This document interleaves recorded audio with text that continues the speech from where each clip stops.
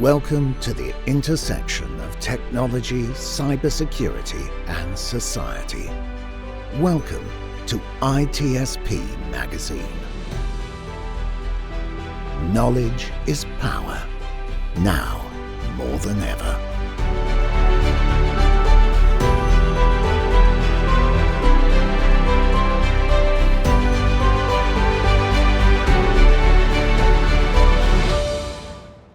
All right, everybody, welcome to another episode of Redefining Society on ITSPmagazine. My name is Marco Ciappelli. You should know that by now. And on Redefining Society, we talk about technology and society, society and technology, and how one affect the other. Either we do it intentionally or not.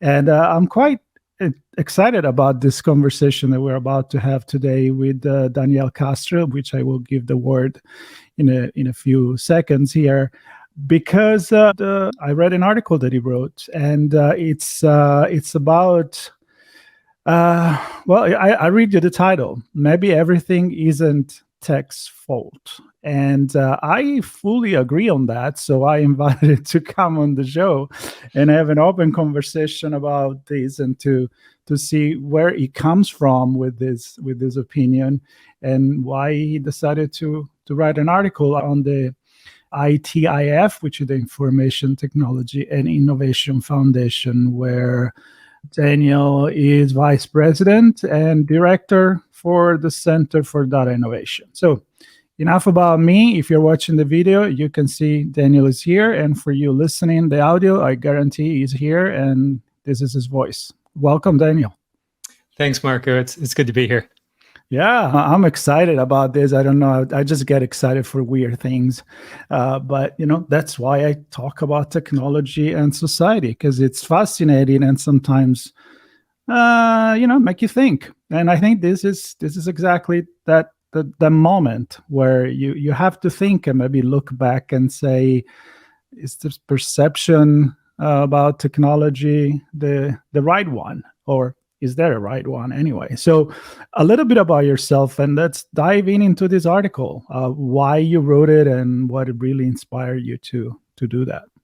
Sure. So I'm Daniel Castro. As you said, I am the vice president of a think tank called the Information Technology and Innovation Foundation.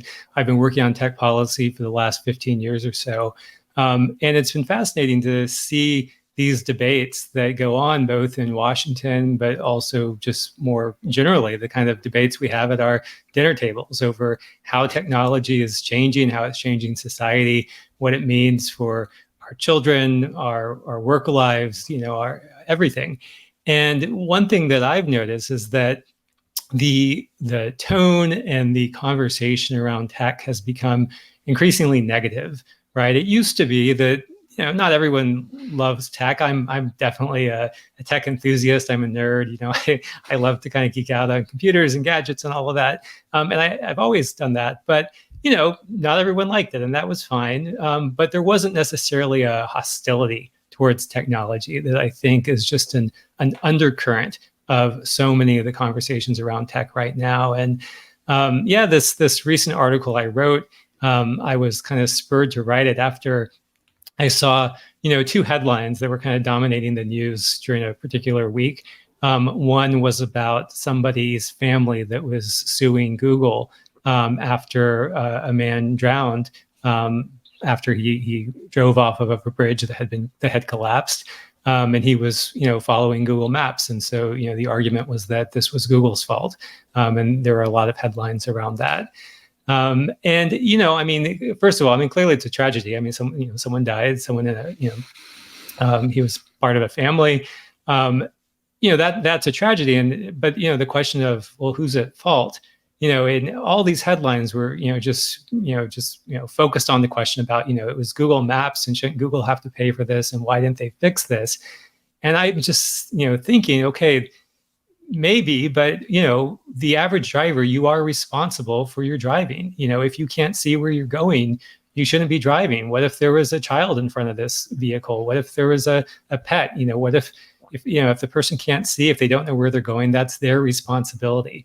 When I took my driver's exam, they didn't say, you need to be qualified unless you're following someone else's directions. It was, you need to be qualified yourself. You need to be aware of your surroundings. And that's the kind of thing that, I think we kind of have lost some common sense here about, who's responsible in these different situations. And there's a tendency to just blame tech to begin with. And I think that's maybe not so productive.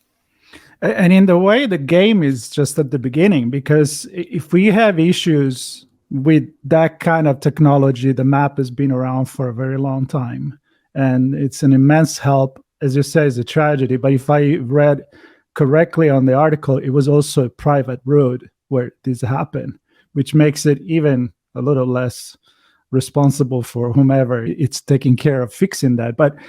And I'm thinking, like, all right, now we're going into self-driving cars. We're already having this ethical conversation about who is responsible for the decision that the algorithm makes. It save the pedestrian, save that pedestrian, save the driver, and who is responsible for that? The car, the driver, or whatever it is.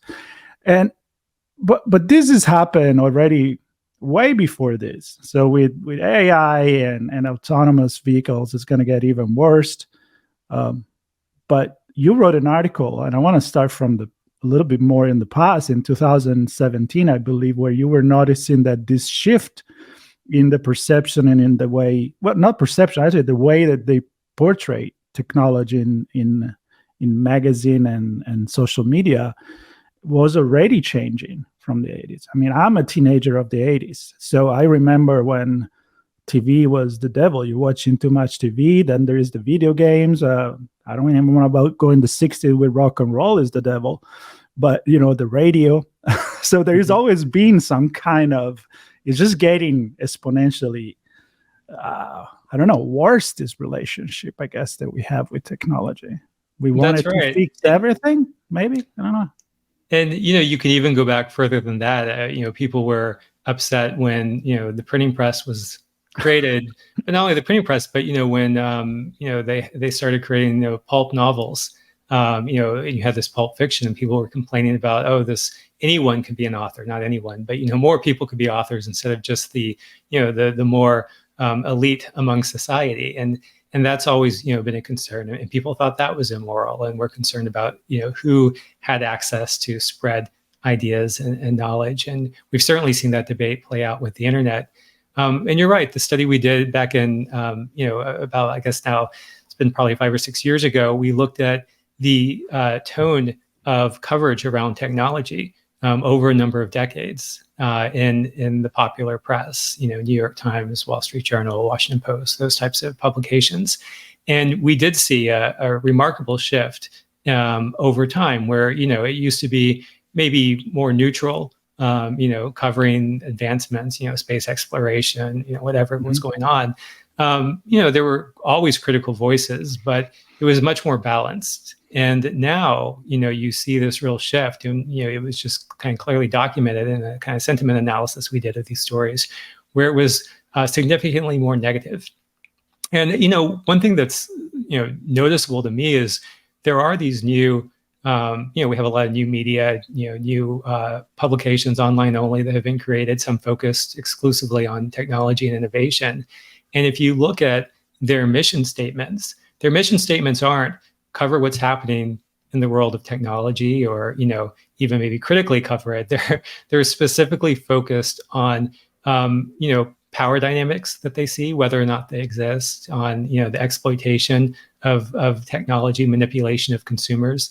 They're coming at it from, a preconceived view of what is going on here. And I mean, if you think about kind of the traditional academic neutrality of academic research, or just kind of the more neutral point of view, of course, no news is completely neutral, but at least an attempt to be somewhat unbiased in the coverage, giving a fair coverage. I think we've left that behind, and it's no longer reporting on what's happening, the different sides of it. It's really about, how technology is causing various harms, because those are the headlines that get clicks, and those are the headlines that sell more subscriptions. And so it's a little bit of this unvirtuous cycle that we're trapped in, where the bad news sells, and so that's the news they're going to push. Yeah, and that's exactly what I was thinking you can apply this to about everything, right? I mean, it's the bad news. So they sell more than good news. And when you do something bad, everybody points it out. And when you do something good, people are just like, yeah, whatever. I don't need to leave a comment for that. That's what I expect you to do. So in a way, there is the entire news cycle that it definitely went on not being objective anymore, if ever have been, but definitely not this bad. But let's focus on the technology. I mean, with AI, same thing right now. I mean, you can talk about generative AI, and there are strikes. Legit reason. I'm not against that. But then the perception of all of it, it's always about how it's going to take jobs, how it's going to make changes in society, that they're all negative. But AI is making our life a lot better already. So why are we not talking about that? Is that an economic reason only, or is it fear of the unknown?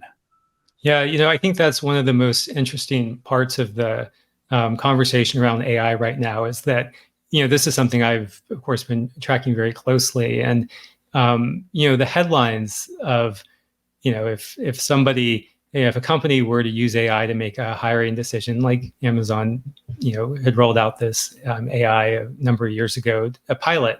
They didn't even actually roll it out in practice. They had done a pilot around using AI for hiring. They found that it was biased against women. And so they stopped the project. That's actually exactly what you would want to see a company do. Experiment with the technology,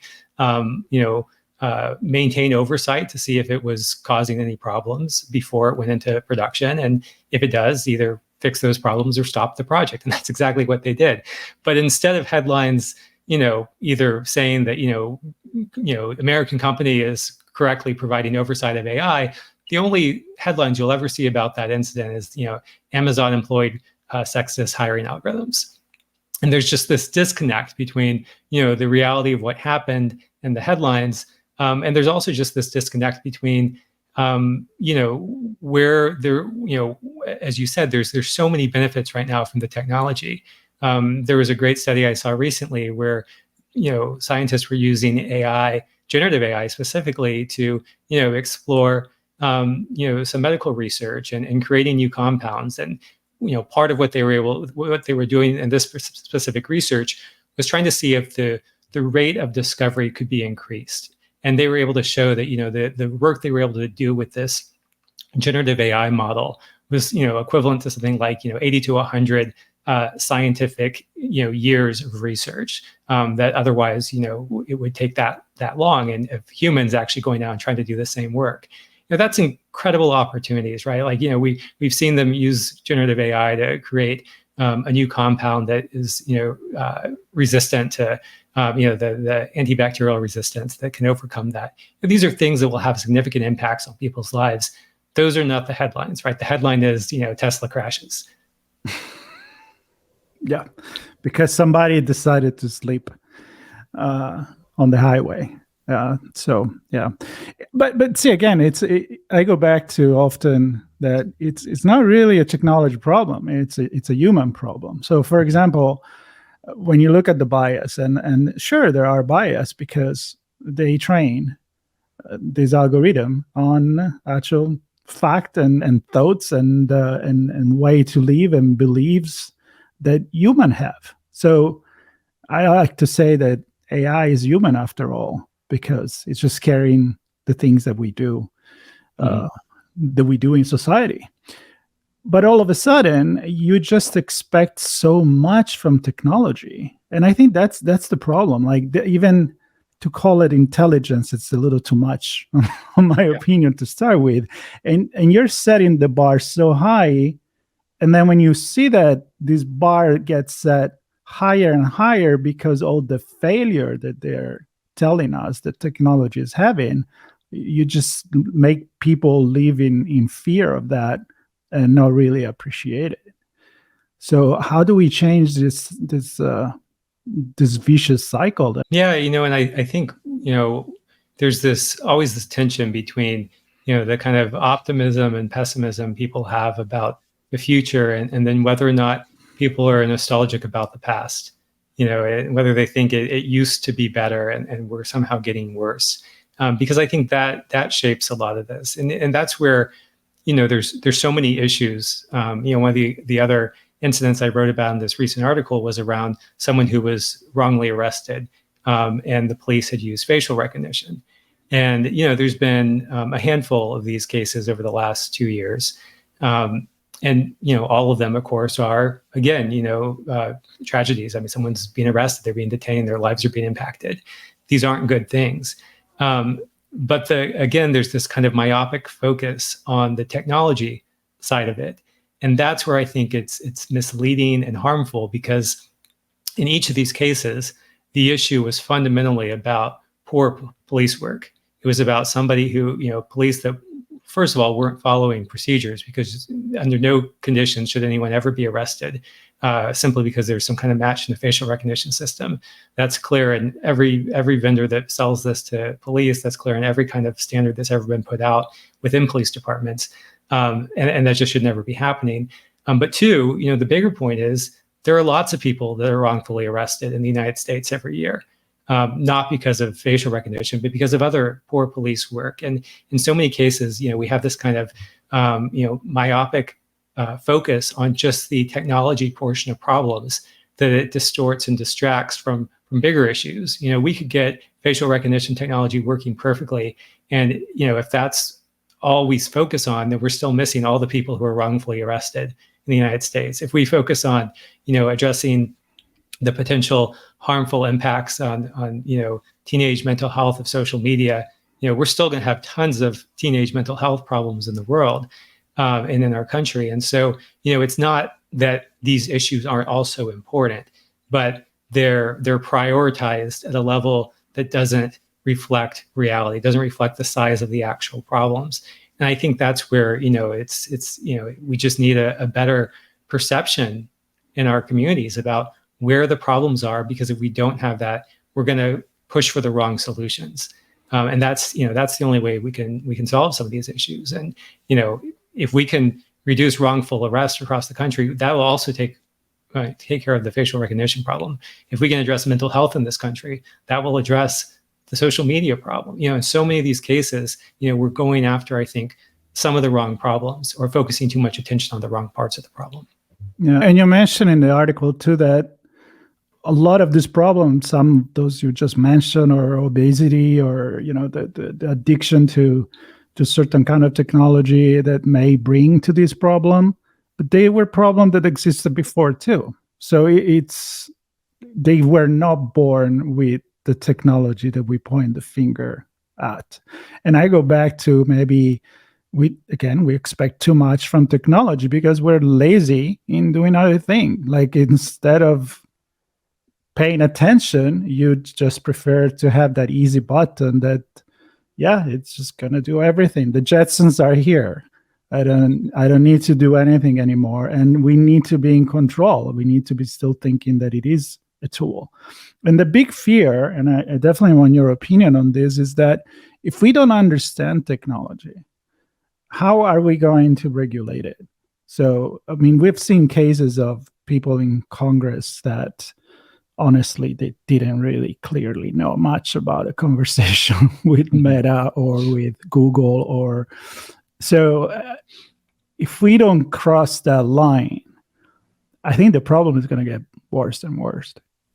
That's right. And the good thing with, I think, some of this technology is more and more people are using it. And it's in some ways, not necessarily inescapable, but it's integrated into many people's lives. And so they see it. And, we no longer have, the members of Congress who fundamentally don't understand, what the internet is. You can go remember, Senator Ted Stevens saying, it's a series of tubes. That was this famous, disconnect between much older senator and not really understanding the technology. I think, increasingly, I hear, not only congressional staff, but, members of Congress themselves actually sitting down and using some of this technology. And I think that dispels some of the harms and some of the fears around it. When it's fear of unknown, when you don't understand the benefits of it, and you don't understand, the ways that you might use it or not use it, that's when I think it's easier to imagine what might go wrong than what might go right. And, that's where it's easy to kind of caught up in the fears about how we need government to step in and protect us from this uncertain future. Because I would argue that, in many of these cases, the biggest risk is a lack of AI adoption. We're talking about this technology, right? The biggest risk for most people, it's not that you're going to be in an unsafe vehicle. We have safety regulators for vehicles, and they're paying a lot of attention to these issues. And I think they will continue to pay attention. I think the bigger risk is that we're not going to have, AI deployed in radiology as quickly as we might otherwise. And that is going to cause, people to not have tumors found. And that will have life and death consequences. But those are harder to measure, right? Those are, harder to see. But they're significant.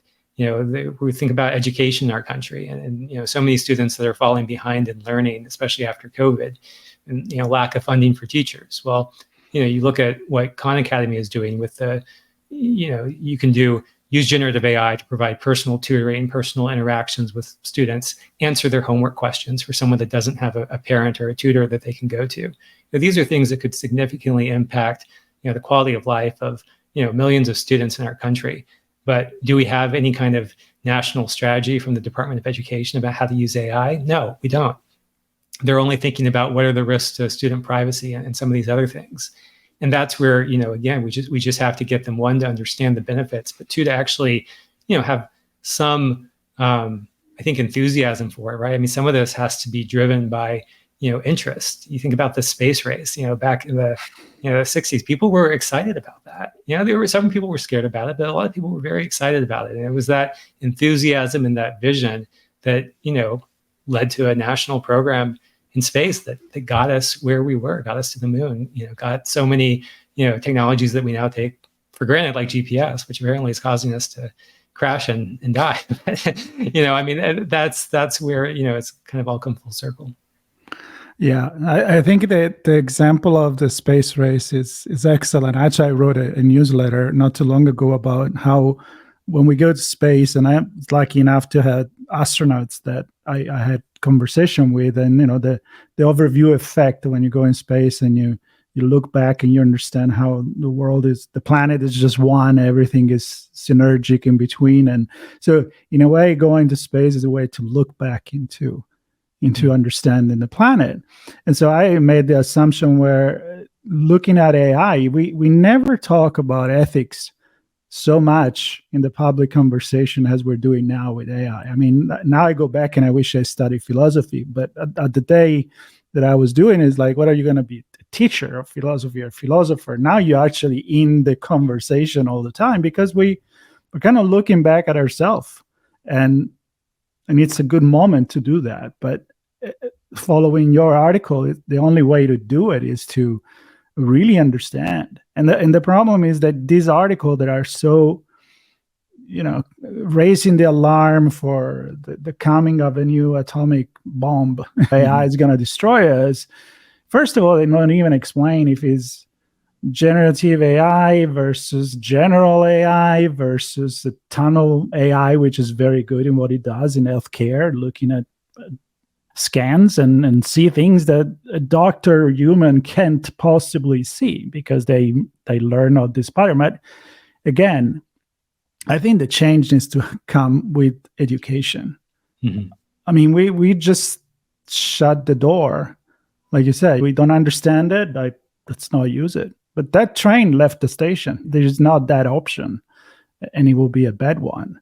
So how do we educate people? How do we change? I'm not asking you the answer. I mean, if you have it, bring it. But how do we break this circle where people are so, I don't want to say gullible, but they don't want to do that research. They don't want to read 3 articles on the same topic and then made up their mind. We didn't educate people in the system, in the educational system, to do that. It's more like, this is the truth. It's on the internet. It must be true, right? And I think your point about ethics is a great one, because so many people are talking about ethics now. And I think what is taking a lot of people, especially policymakers, a long time to catch up on is that, ethics, there's not one answer out there, and so, when they say, the solution that's being put forth often is, okay, well, you just need to, we need rules to make sure you're building ethical AI. And then they think they've solved this problem. And of course, if you go and you ask the philosophers, they say, well, wait a second, there's no one answer to what is ethical. There's so many different theories about what to do. I mean, when people can't settle on basic questions, should you lie? Well, it depends. Famous philosophical questions, trolley problem, right? All these things that come up again and again, and they're saying, okay, but we want you to code rules, right? Hard and fast rules into these machines that embed ethical principles that we can't even agree upon. And I think that's where there also needs to be more recognition of the fact that we live in a messy, complicated world, and there's not simple answers many times. And so the starting point is not that, okay, there's this one right way to do things, and it's just a matter of getting everyone to march down that path. That's, I don't think, the world that we want to live in. That's a very dark world, actually. That's more of a dystopia where we say there's only one right way to live. And so, I think there has to be more recognition too of the fact that there are lots of different perspectives and diversity of thought, and we should encourage that diversity of thought and views in this space. But when you do that, of course, you get everything, and some of those maybe thoughts and ideas aren't the best. Yeah, I mean, culture and ethics is definitely the big issue. But people love to hear that. I mean, they want to live in most people, they do want to live in a world that it's black or white, it's good or bad, it's evil or it's holy. I don't know. I don't want to go in religion here, but the politics as well. I mean, people sometimes they want to be told. They choose the source. And then whatever the source told them, it's a newspaper or a political party or religion or whatever, then that's what you take. Again, it's the easy button, and we just need to learn to be a little bit more, making our own mind on things and not be afraid of it. So, well, I hope that conversation like this and articles like the one that you wrote will make people think. At least don't judge before you try something. Like I know plenty of people that they say, I would never use AI. And I said, well, have you tried ChatGPT? Do you even know what you're talking about? It's like, no, right. I'm not going to mess with that.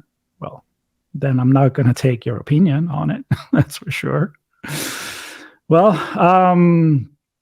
any tips or advice that you want to give to people that maybe start thinking about technology with a lot of fear, and that they may want to, see if they can change their mind? I guess maybe the last point I'd make is I think often the technology sector and tech companies and just that whole Silicon Valley, it's thought of as it's not your neighbors, it's not your friends, it's not your family who's working there, even if it is. It's this kind of remote other force, and it's I think a lot of people have tried to characterize it as something harmful and negative, but more than that, just something that's outside of the rest of our community. And I think that's really unhelpful. I think we remember that these are the same people that would work at any other business and work at the grocery store or the post office or whatever. They're part of our community. It's not an us versus them. I've never really had conversations with technologists, whether they're at a company or open source or a government, who isn't, trying to listen to their users and make things better for them. And so I think, the point there is, instead of looking at it as an us versus them problem, it's really about, a community problem. How do we solve these problems together? And I think, if we take that perspective, it's less about cracking down on this kind of, the big bad wolf that's out there, and more about, just kind of working hand in hand with our community to build a better future, which is what technology and progress should really be all about. Right. I totally agree with that. And to be part of it, right? Mm-hmm. I mean, if you want to criticize it, do criticize it with the intention to help everybody else to make it better. I I love that perspective. Well, Daniel, thank you so much for this time and for writing that article that inspired this conversation. I hope people can read it. There'll be a link to that article and to your social media so they can get in touch with you if they want to the Information and Technology and Innovation Foundation, ITIF. And stay tuned. If you have comments, question for us, put it in the social media. Don't be afraid. They're not going to bite. It's okay. It's okay. Don't be afraid. Okay. Thank you, everybody. Stay tuned for the next episode. Thanks again, Daniel. Thanks, Mark. We hope you enjoyed this conversation. If you learned something new and this story made you think, then share ITSPmagazine with your friends, family, and colleagues. If you represent a company and wish to associate your brand with our conversations, sponsor one or more of our columns. We hope you will come back for more stories and follow us on our journey. You can always find us at the intersection of technology, cybersecurity, and society.